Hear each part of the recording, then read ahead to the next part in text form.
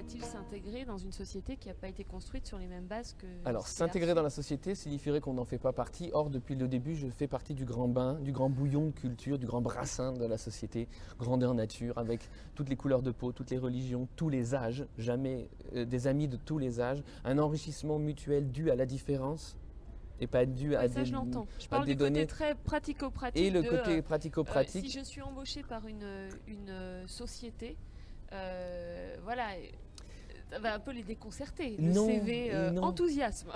et non, parce que j'ai jamais présenté de CV à personne. Et ta sœur, par exemple, Non qu'est-ce qu'elle plus. fait?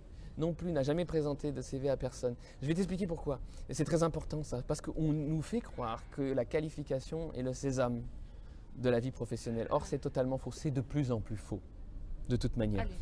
Alléluia. Mais la vérité du monde du travail, c'est qu'on ne te demande jamais une qualification, on te demande toujours une compétence.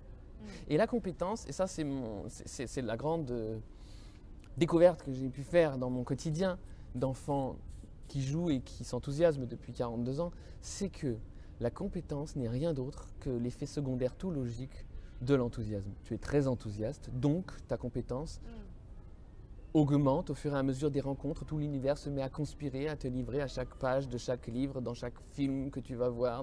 Tu trouves plein de réponses, plein d'enrichissements. Puis tout l'univers conspire, toute la famille conspire. Quand l'oncle collectionne les bouchons de bouteilles, tout le monde collectionne les bouchons de bouteilles. Il lui en amène des brouettes entières à son anniversaire ou à Noël. Donc c'est pareil quand je me passionnais pour l'égyptologie, les livres, les cartes postales, les cartes, tout ça débarquait chez moi par tonneaux entiers.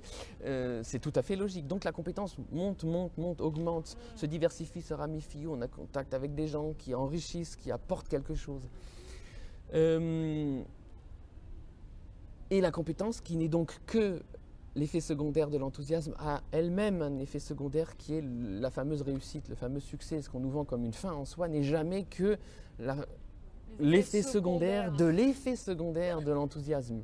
Parce qu'il y a un moment où ta compétence est telle que quelqu'un va dire « j'ai besoin de toi, ici et maintenant ». Et c'est ce qui m'est arrivé toute ma vie durant.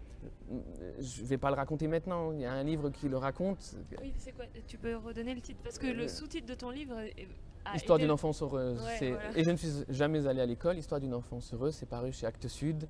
C'est très facile à trouver. Et là, je raconte tout ça en détail.